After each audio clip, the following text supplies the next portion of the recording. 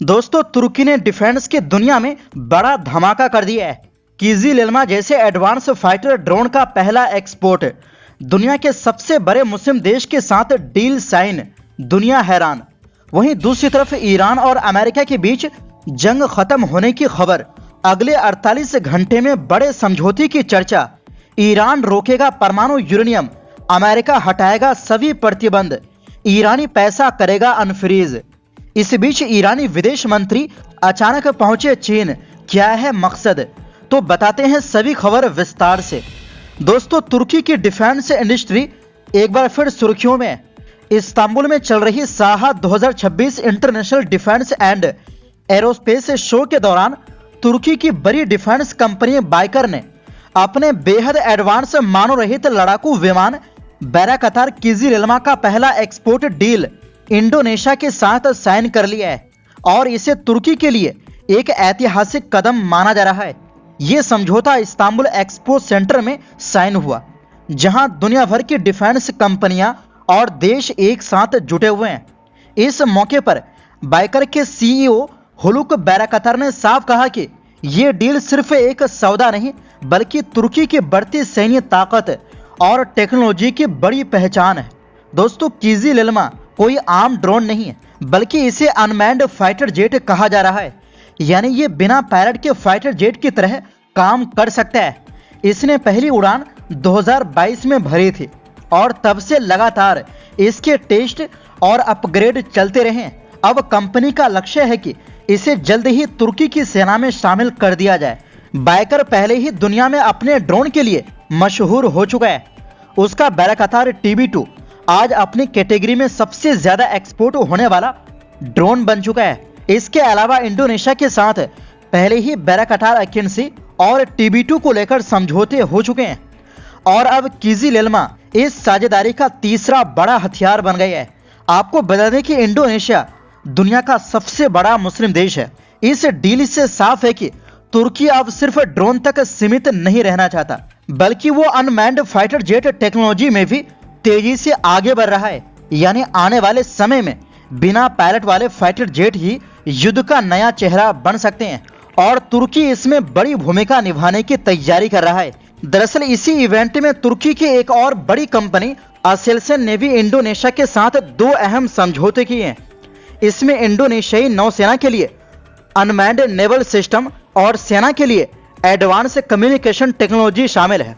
यानी तुर्की सिर्फ हवाई नहीं, बल्कि समुद्री और कम्युनिकेशन सिस्टम में भी अपनी पकड़ मजबूत कर रहा है। सीधे शब्दों में कहें तो तुर्की अब तेजी से एक डिफेंस सुपर पावर बनने की दिशा में बढ़ रहा है। जहां वो खुद हथियार बना रहा है, उन्हें दुनिया को बेच रहा है और नई नई टेक्नोलॉजी के जरिए युद्ध के तरीके ही बदल रहा है। और किजिल-इल्मा जैसी डील इस बात का साफ संकेत है कि आने वाले समय में तुर्की की ताकत और भी ज्यादा बढ़ने वाली है। बता दें कि तुर्की इस इवेंट के दौरान एक से एक हथियार दुनिया के सामने दिखा रहा है। इसी दौरान तुर्की ने अपना पहला स्वदेशी इंटरकॉन्टिनेंटल बैलिस्टिक मिसाइल इल्दिरिम हान दुनिया के सामने पेश किया है, जो 6000 किलोमीटर दूर दुश्मन के इलाके को तबाह करने की क्षमता रखते हैं। इनके अलावा कामिकाजे ड्रोन से लेकर एयर डिफेंस सिस्टम, मिसाइल और भी कई किस्म के हथियार पेश किए हैं। और वहीं दूसरी ओर दोस्तों, ईरान और अमेरिका के बीच युद्ध खत्म करने को लेकर सहमति बन गई है। दोनों देशों के बीच अगले 48 घंटे में एक समझौते पर हस्ताक्षर करने की उम्मीद है। इसके बाद आधिकारिक तौर पर दोनों देश इस युद्ध को खत्म करने की घोषणा करेंगे। अमेरिकी आउटलेट एक्सियोस ने व्हाइट हाउस के सूत्रों के हवाले से ये दावा किया है, जिसमें कहा गया है कि पहली बार दोनों देशों में समझौते को लेकर सहमति बन गई। रिपोर्ट के मुताबिक युद्ध खत्म करने के लिए दोनों देश एक पन्ने का समझौता पत्र जारी करेंगे। इस पत्र में 3 मुद्दों का जिक्र किया जा सकता है, क्योंकि दोनों के बीच 3 बड़े मुद्दों पर सहमति बन गई है। वहीं ईरान ने इसे अमेरिका का प्रोपेगेंडा करार दिया है। ईरान के वार्ता डेलीगेशन में शामिल मोहम्मद मरांडी का कहना है कि ये शेयर बाजार को बूम करने के लिए व्हाइट हाउस ने इस तरह की रिपोर्ट प्रकाशित करवाई है। दरअसल रिपोर्ट में इन 3 मुद्दों पर दोनों में सहमति होने का दावा किया जा रहा है। पहला, ईरान ये ऐलान करेगा कि वो परमाणु हथियार नहीं बनाएगा, साथ ही यूरेनियम का संवर्धन भी नहीं करेगा। उसके पास जो यूरेनियम है उसे पतला करने या खत्म करने की घोषणा भी ईरान करेगा। इस यूरेनियम को कहां पर पतला किया जाएगा इसके बारे में ज्यादा जानकारी नहीं दी गई है। अमेरिकी राष्ट्रपति डोनाल्ड ट्रंप चाहते हैं कि ईरान के पास जो संवर्धित 440 किलो यूरेनियम है उसे अमेरिका शिफ्ट किया जाए, जबकि ईरान ऐसा किसी भी हाल में नहीं करेगा।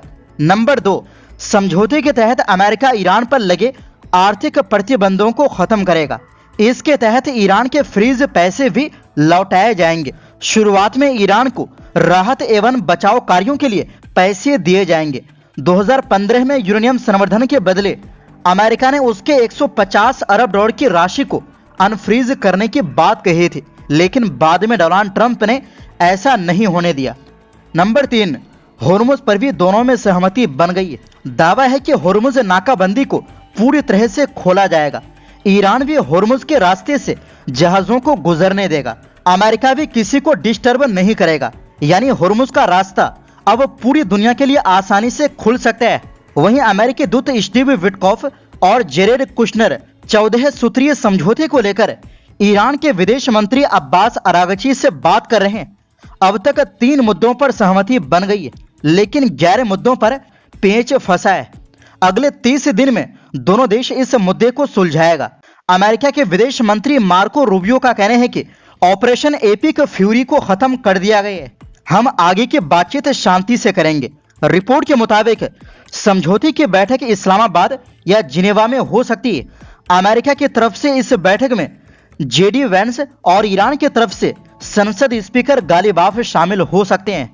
वहीं दूसरी ओर दोस्तों, चाइना ने ईरान के विदेश मंत्री अब्बास अरागची को बीजिंग बुलाकर अहम बातचीत की, जहां चीन ने खुलकर अमेरिका और इजरायल के हमलों को गैर कानूनी बताया और तुरंत युद्ध विराम की मांग कर दी। चीन के विदेश मंत्री वांग यी ने साफ कहा कि हालात बेहद गंभीर मोड़ पर है और अब पूरी तरह सीज फायर जरूरी है। उनका कहना था कि दोबारा लड़ाई शुरू होना किसी भी हाल में स्वीकार नहीं होगा और अब सिर्फ बातचीत और कूटनीति ही रास्ता है। वहीं ईरान की तरफ से अब्बास अरागची ने चीन का धन्यवाद करते हुए उसे सच्चा दोस्त बताया।